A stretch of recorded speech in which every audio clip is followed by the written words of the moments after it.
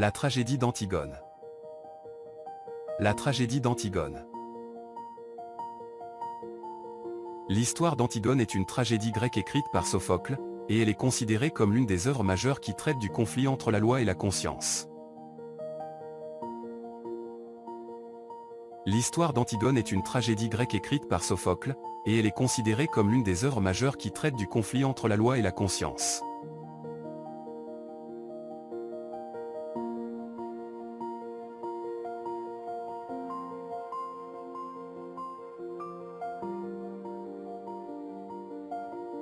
Après la mort d'Édipe, ses deux fils, Éthéocle et Polynice, se disputent le pouvoir dans la ville de Thèbes et finissent par s'entretuer.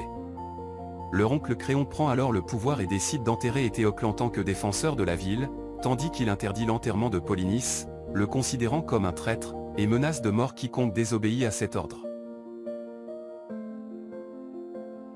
Après la mort d'Édipe, ses deux fils, Éthéocle et Polynice, se disputent le pouvoir dans la ville de Thèbes et finissent par s'entretuer. Leur oncle Créon prend alors le pouvoir et décide d'enterrer Éthéocle en tant que défenseur de la ville, tandis qu'il interdit l'enterrement de Polynice, le considérant comme un traître, et menace de mort quiconque désobéit à cet ordre.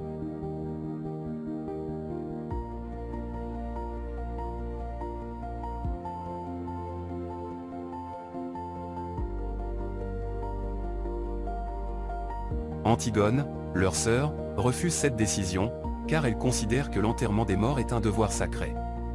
Elle décide de défier l'ordre du roi et enterre secrètement son frère. Elle est arrêtée et avoue son acte avec courage, estimant que les lois des dieux et la justice sont supérieures aux lois des hommes. Antigone, leur sœur, refuse cette décision, car elle considère que l'enterrement des morts est un devoir sacré. Elle décide de défier l'ordre du roi et enterre secrètement son frère.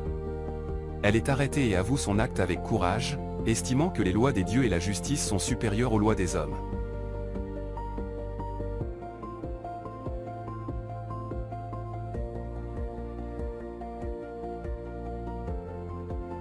Malgré les avertissements de son fils Aimon, le fiancé d'Antigone, et du devin Tirésia, Créon insiste pour la punir et ordonne de l'enfermer vivante dans une tombe. Mais avant qu'il ne revienne sur sa décision, la catastrophe survient, Antigone se suicide, Aimon se donne la mort de chagrin pour elle, puis la femme de Créon se suicide également. Malgré les avertissements de son fils Aimon, le fiancé d'Antigone, et du devin Tirésia, Créon insiste pour la punir et ordonne de l'enfermer vivante dans une tombe. Mais avant qu'il ne revienne sur sa décision, la catastrophe survient, Antigone se suicide, Aimon se donne la mort de chagrin pour elle, puis la femme de Créon se suicide également.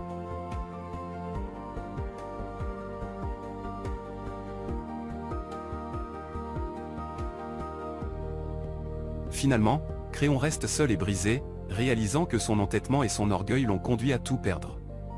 L'histoire reflète un profond conflit entre l'autorité de l'État et la voix de la conscience, entre les lois humaines et les valeurs morales, ce qui la rend immortelle jusqu'à aujourd'hui.